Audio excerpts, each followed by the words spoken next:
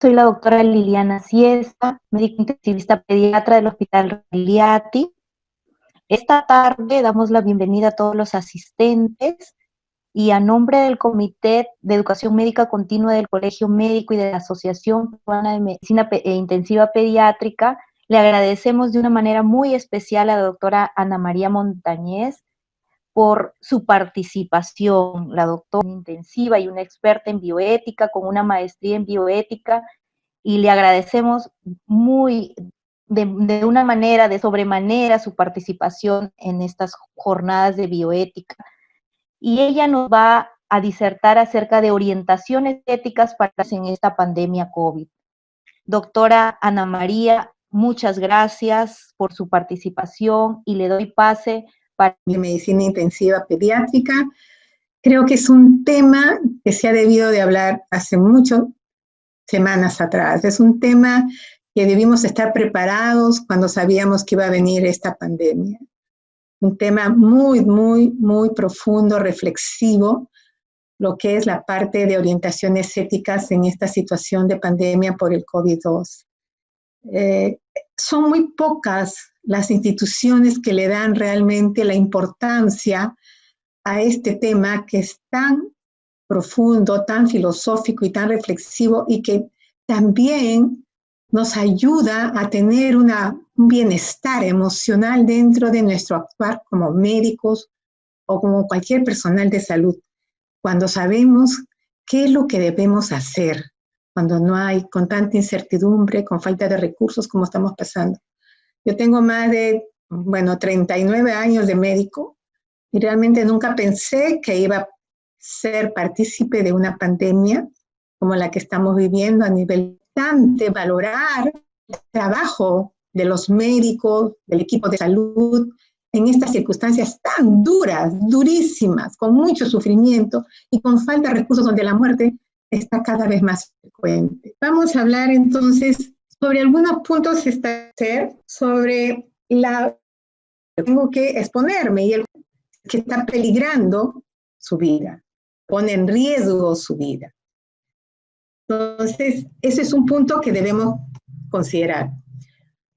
Otro punto que debemos nosotros considerar es cuál es la diferencia de una situación habitual en la cual nosotros estamos trabajando y una situación como la que estamos viviendo ahora en crisis. Bueno, las emergencias se manejan desde el punto de vista ético con los mismos criterios que las urgencias, en todos los servicios. Busca la protección de valores amenazados mediante ¿qué? Normas. Tenemos normas de atención en emergencia, ¿no es cierto? Y tenemos que cumplirlas, porque si no cumplimos, ¿qué pasa? Existe un criterio deontológico, un criterio sancionador, que la norma me dice que tengo que cumplir, ¿correcto? Eso es en una situación habitual. Cuando hay una catástrofe o una pandemia, ¿qué sucede? Cuando nosotros decimos que estamos en catástrofe o en pandemia, cuando hay una desproporción terrible entre necesidades y recursos sanitarios necesarios. Eso es terrible, como lo que está pasando ahora, cuando no alcanzan los recursos de todo tipo, humanos, infraestructura, equipos, médicos, medicinas, etc. Ante esta situación, ¿qué podemos hacer? ¿Qué podemos hacer?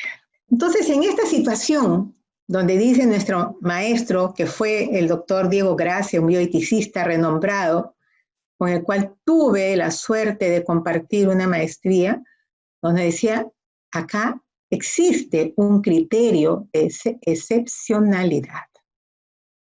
En este criterio de excepcionalidad, entonces el triaje no tiene un carácter deontológico, no puede ser sancionador, sino teleológico, algo lo que debería ser. La prioridad es a quien más probablemente resulte beneficiado. Ese es un principio que debemos considerar. Entonces, triaje, ¿de dónde viene? Triaje viene de la palabra triar, donde significa escoger, separar. En términos, dice, normales, no deberíamos decir triaje, sino triada, ¿no? Entonces, el triaje se realiza en urgencias, en los servicios de urgencias, donde hay una clasificación según las normas, que todo el mundo la conocemos, están estipuladas, pero cuando es un triaje en catástrofe, seleccionar a pacientes al que atender primero debe ser el que más pueda recuperarse, porque existe un criterio extraordinario, excepcional. Ese es un tema que la misma población no lo entiende, ni lo va a entender en estas circunstancias. Creo que primero nosotros, como personal de salud, tenemos que estar muy involucrados en este punto. Y es muy difícil que el personal de salud haga un triaje en catástrofe si no está orientado, capacitado. Y es muy doloroso, muy doloroso. Al tomar una decisión y atender que exigimos que haya cualidades especiales y un entrenamiento del personal. El triaje, señores, debe hacerse con personal capacitado y que tenga cualidades de hacerlo.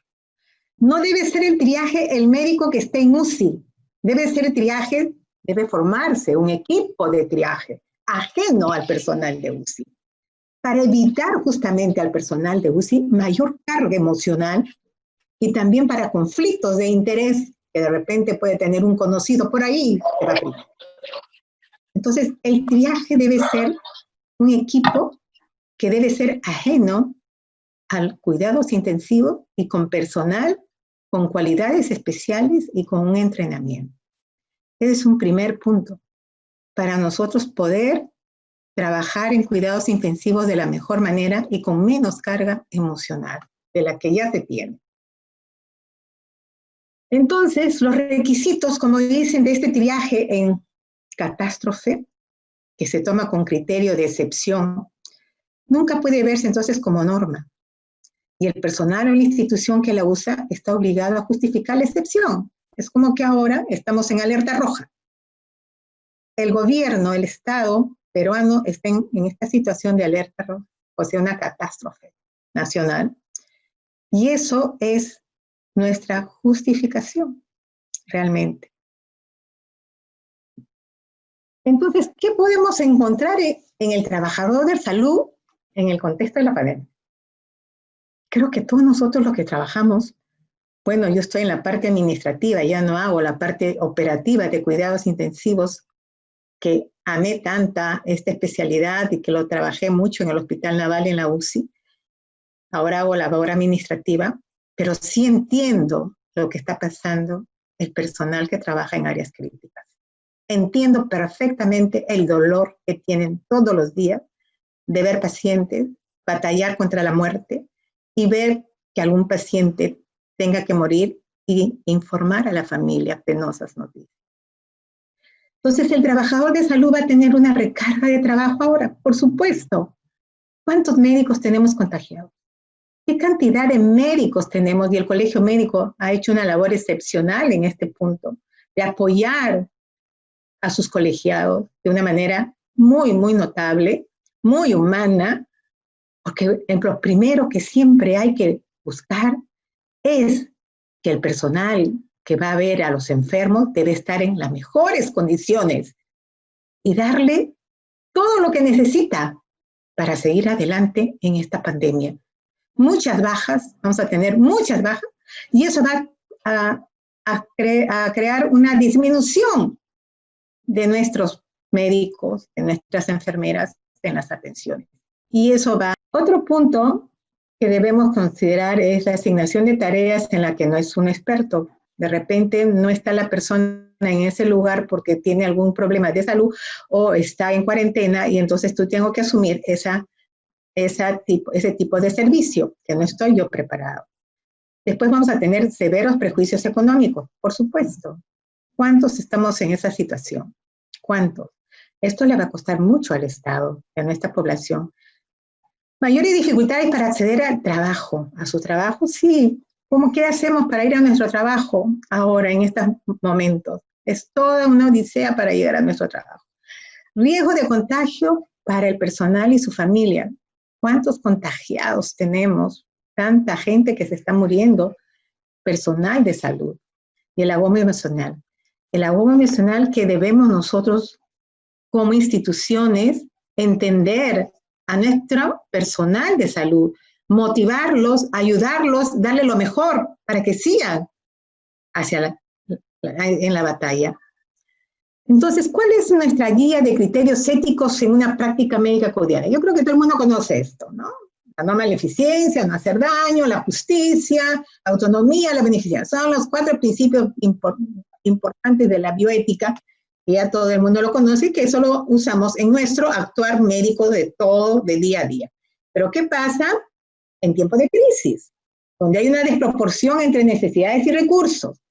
Entonces hay un criterio de excepcionalidad. Entonces el enfoque cambió de la ética individual a la ética pública para establecer prioridades. Ya no vemos al ser humano como un individuo, sino vemos a la comunidad, a la población, que es lo mejor para la población. No tiene un carácter deontológico sancionador y hay que apoyar a los profesionales de la salud en la toma de decisiones. Eso es vital, esa es una preparación que se tiene que dar, las pautas, las orientaciones. Y me gusta mucho que el Colegio Médico haya sacado un documento respecto a estas orientaciones de las cuales yo tengo conocimiento y estoy haciendo uso de alguna de sus orientaciones. Eso es muy importante. Y creo que las instituciones y nuestro sector salud también debieron haberlo hecho. Miren ustedes, ¿no? Esto es lo que estamos pasando día a día. Vemos los hospitales, los pacientes en la calle, en el suelo, con falta de oxígeno. Ayer me llamó un paciente de Revalidati, de un médico, hace 2 días, un médico residente de anestesiología que vino de Yurimaguas, estaba esperando la emergencia que lo atiendan y le faltaba, y me llama por teléfono y yo lo llamo y no podía ni hablar el pobre doctor por la falta de oxígeno. Tuvimos que apoyarlo, ayudarlo para que no se muriera sin atención. Un médico que estuviera abandonado. Imagínense.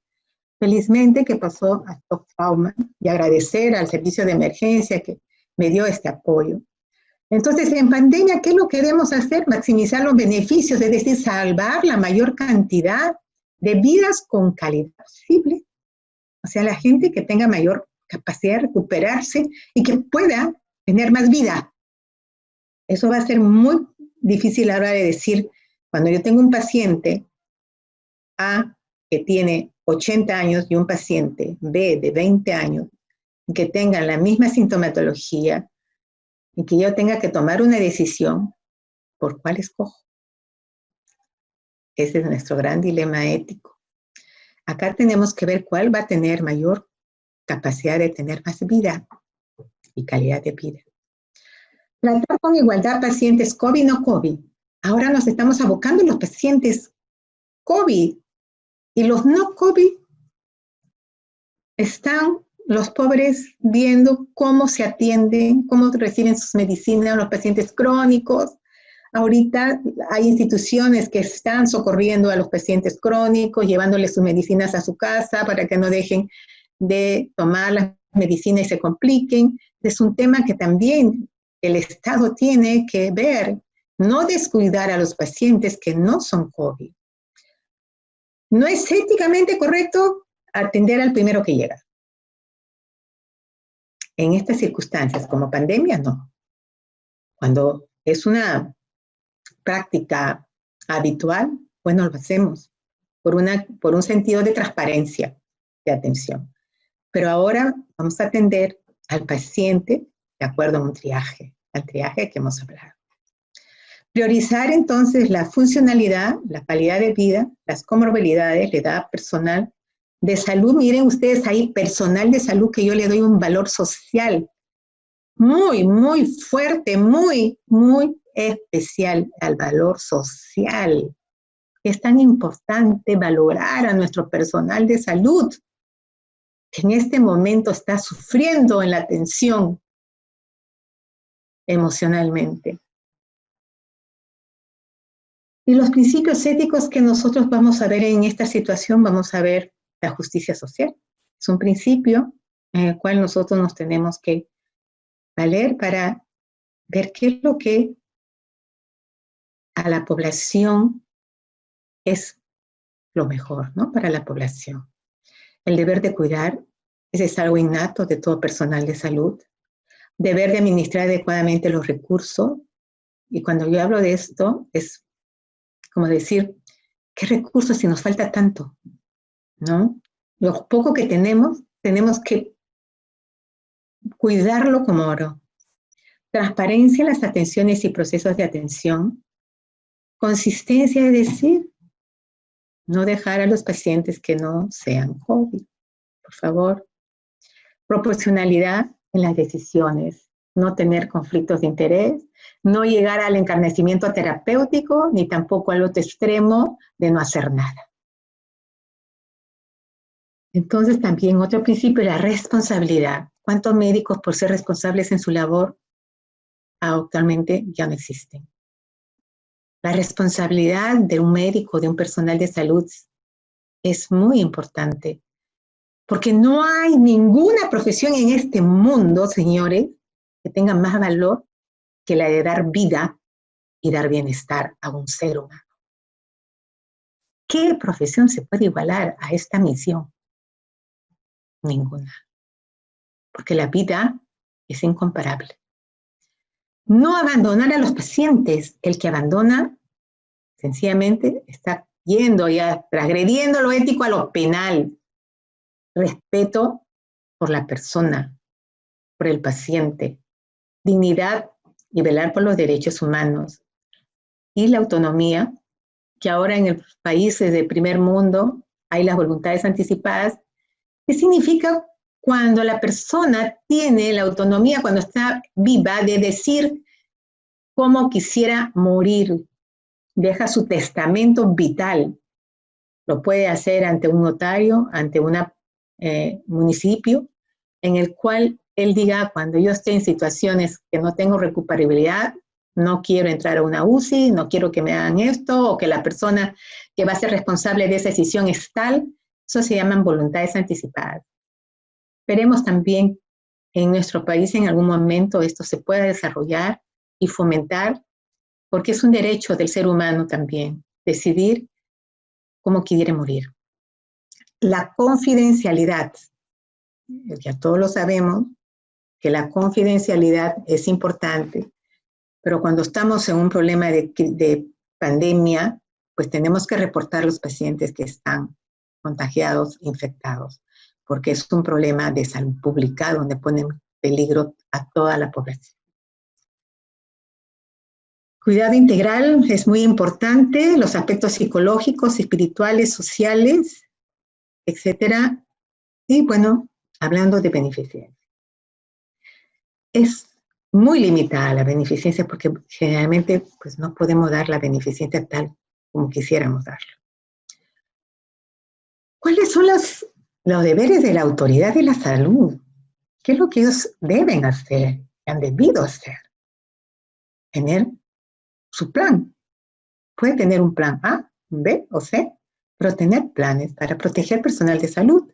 Ver la parte de protección del personal de salud, garantizar en los futuros meses que esta población tenga su protección personal, y también a los grupos vulnerables. ¿Qué hago yo con los ancianos? Yo también soy de la tercera edad.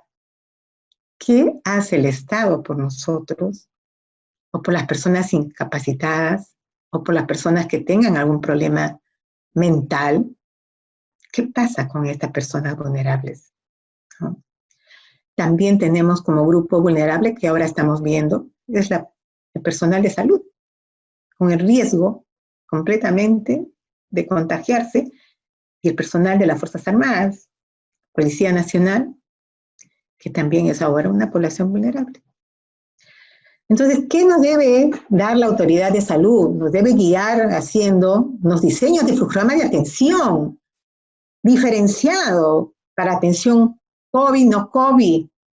Pero ¿qué ha pasado en los hospitales? Que yo lo he visto. donde los directores no han establecido un flujo de atención diferenciado. Como tal, provocando contagios entre los pacientes y el personal de salud. Y eso se ha debido de ver con mucha anticipación en los centros de salud, en los establecimientos de salud.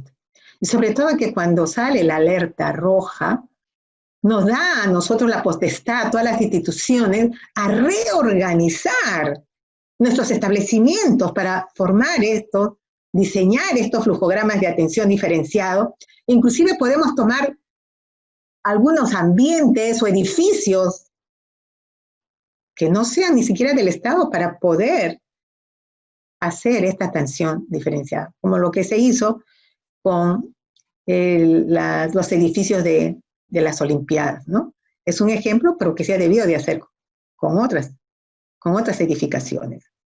Entonces, criterios de priorización de la atención, que tenemos que saber qué criterios ellos, la autoridad de salud, nos tiene que orientar en esto. ¿Cómo yo voy a priorizar mi atención? ¿Cuáles son mis pautas, mis orientaciones, mis principios para poder yo trabajar tranquilo emocionalmente y decir a quién atiendo primero?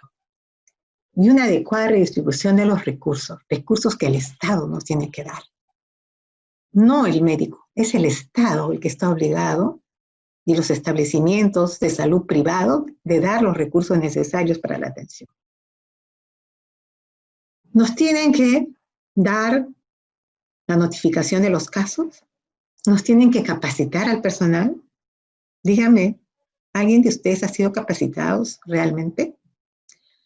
Facilidades en situaciones especiales en el cual tu familiar puede estar también con COVID, qué hacer con tu trabajo, de no poder ir, protocolo de adecuación del esfuerzo terapéutico.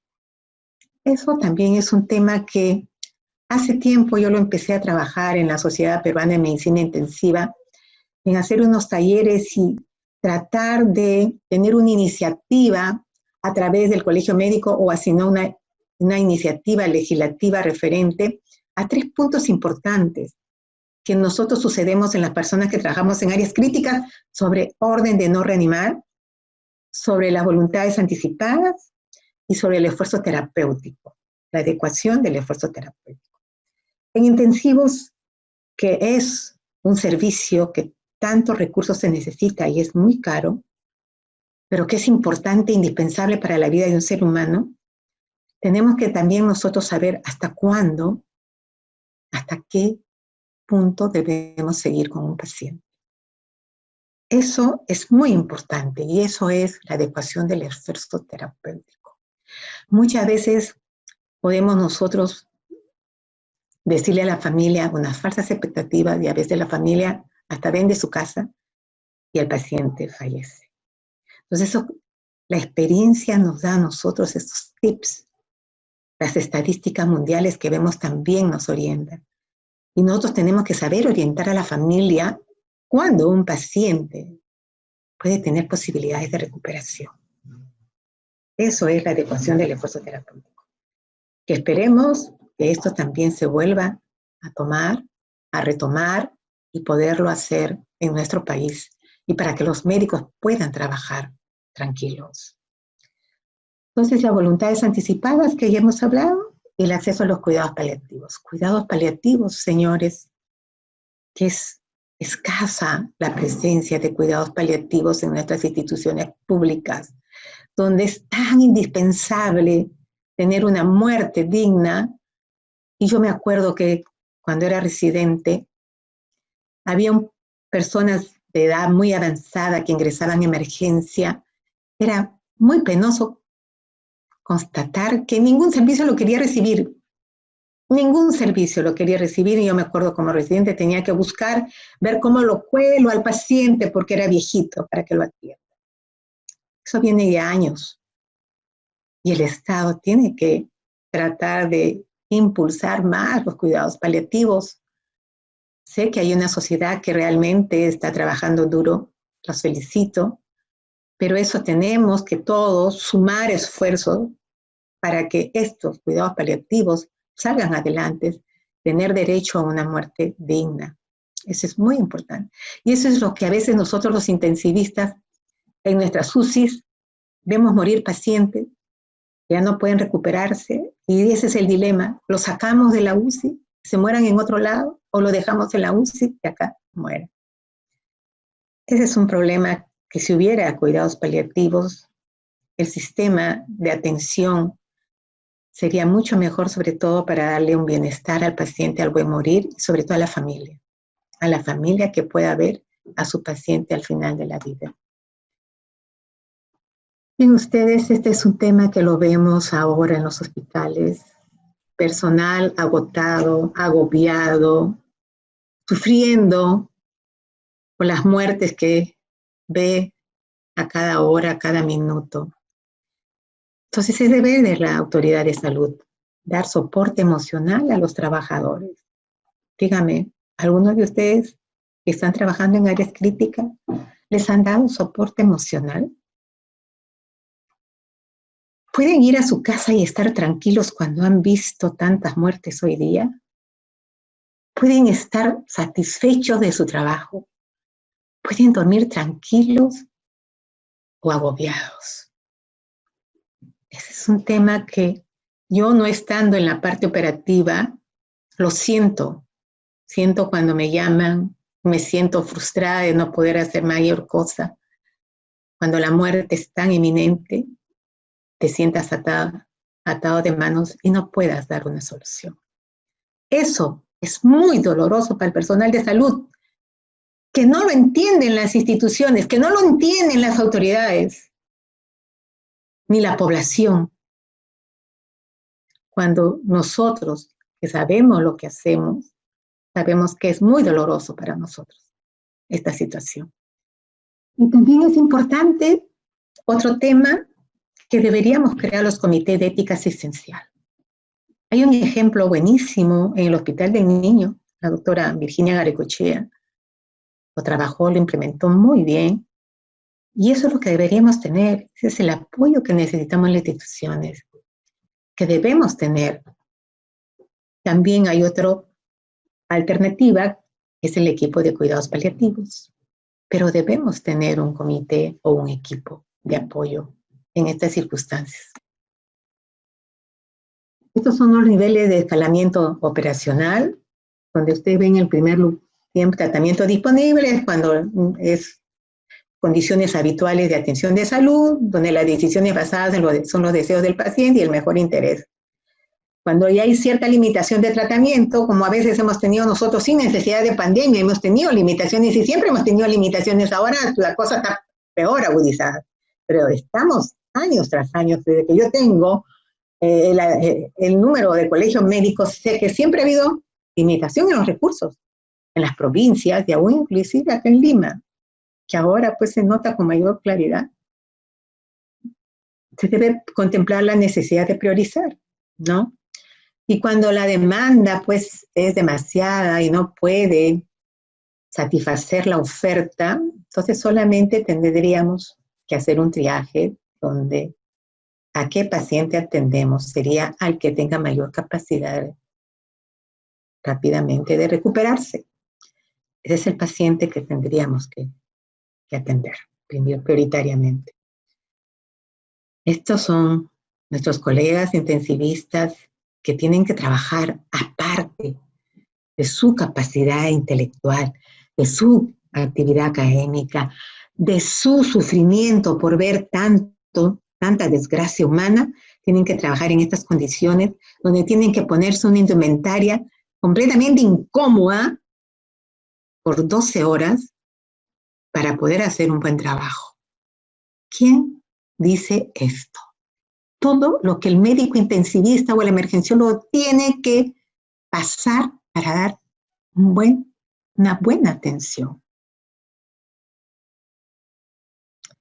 Entonces, el ingreso a UCI en crisis, señores, vamos a tener una prioridad 1, 2, 3 y 4, ¿no? La prioridad 1 es un paciente crítico o un paciente inestable que necesita monitorización, que no puede estar fuera de UCI y que sea recuperable. Prioridad 2 es que necesita monitorización, pero no necesita intervenciones inmediatas ni ventilación mecánica, de repente una arritmia, ¿no? La prioridad 3 es un paciente inestable, no crítico, con pocas posibilidades de recuperarse. Puede recibir tratamiento intensivo para aliviar su enfermedad, pero hay que establecer límites terapéuticos en este caso, porque vemos que según la evolución este paciente no se va a recuperar. Y la prioridad 4, su ingreso a uso no está indicado, generalmente son en los pacientes terminales y que no hay ninguna posibilidad. ¿Qué recomendaciones se pueden dar en toda esta crisis que agobia a todo el personal de salud y que lo que necesita el personal de salud, escuchen autoridades de salud, necesitamos que nos motiven, necesitamos que nos protejan, necesitamos que nos den estabilidad. Eso necesitamos. Entonces, ¿qué recomendaciones puedo dar? Aplicar un estricto triaje con personas con mucha experiencia clínica. Optimizar los procesos de la evaluación clínica. Estamos viendo un hospital donde la emergencia está abarrotada, los pacientes en el piso. Sin embargo, en hospitalización vemos que los pacientes estaban estables sin oxígeno y seguía el cuello de botella. Eso hay que mejorar. Si tiene mala evolución o presenta complicaciones, adecuar el esfuerzo terapéutico y brindar cuidados paliativos. Transparentar todas las decisiones en la historia clínica, es importante. Comunicar las decisiones al paciente y familia en forma empática y asertiva. Imagínense la familia, cómo se encuentra. Yo sé de casos que los familiares fueron a preguntar y le dijeron, hace una semana se murió su paciente, su familiar, imagínense, hace una semana. Y recién se enteran. Miren la comunicación que está fallando. ¿Tenemos un protocolo actualmente para la comunicación adecuada en situación de crisis? En los niños hay que permitirle acompañamiento, no los podemos dejar solos. Ante 2 pacientes con similar prioridad personal que puede tener mejor cantidad y calidad de vida y poner un límite de tiempo a la respuesta clínica. Los tratamientos nuevos o no comprobados deben ser incorporados como parte de un ensayo clínico aprobado. Esa es otra diferencia que tengo yo con lo que está pasando en mi país. Los tratamientos que se están dando no son tratamientos actualmente para el COVID que ya hayan sido demostrados científicamente, aprobados, pero eso deben estar inmersos en un ensayo clínico para que tenga una validez.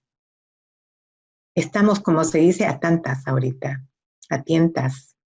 No estamos haciendo realmente un trabajo científico cuando las instituciones del Estado, públicas y privadas, deberían poner esto como un ensayo clínico en el cual estamos dando a los pacientes fármacos que no hasta ahora están aprobados con evidencia científica de que son buenos para el COVID. En caso de implementar algún ensayo clínico, se debe pues tener la autorización del paciente, siguiendo con las buenas prácticas clínicas, ¿no es cierto? Bueno, los pacientes del grupo 3 y 4 que hemos hablado en las priorizaciones deben recibir cuidados paliativos. Propiciar la intervención del Comité de Ética Asistencial o el Comité de Triaje o el equipo paliativo. Debemos hacer eso, debemos. Creo que eso va a ser un gran soporte para el personal que trabaja en áreas críticas, los comités de ética asistencial o los comités o equipos paliativos. Entonces, las decisiones deben ser éticamente consistentes hacia la familia, hacia el mismo paciente. Decirle, como nuestros colegas intensivistas, siempre tenemos una discusión actualmente con los tratamientos. El tratamiento debe ser individualizado. En UCI es así. En UCI tú le das un soporte hemodinámico a un paciente de acuerdo al paciente lo que necesita. Y así es el tratamiento en cuidados intensivos. deben considerarse en condiciones de mucha limitación el comenzar o continuar un tratamiento. Eso tenemos que analizarlo bien en el equipo para saber, ¿comienzo este tratamiento o continúo el tratamiento? Y por último, señores, un tema que ahora nos está tocando en lo más profundo de nuestro ser a cada uno de nosotros, no perder la humanización. Somos seres humanos que atendemos a otro ser humano con mucho sufrimiento y muchos al borde de la muerte. Que eso nos transmite a nosotros mucha frustración, mucha incertidumbre, mucha preocupación en las atenciones, de ver cuando un paciente se nos va. Ustedes, médicos intensivistas, en el quehacer habitual, cuando un paciente se nos va, cuando un paciente joven se nos va, nos sentimos tan dolidos como si fuera nuestro pariente. Ahora imaginen, y nos imaginemos cómo están ustedes ahora trabajando con tanto sufrimiento a su alrededor. ¿Y qué hacemos para motivarlos a ustedes, colegas? ¿Les damos las herramientas necesarias? ¿Les damos las motivaciones necesarias? Estimadas autoridades, debemos reflexionar en que el personal de salud es un ser valioso, es un ser humano. Muchas gracias.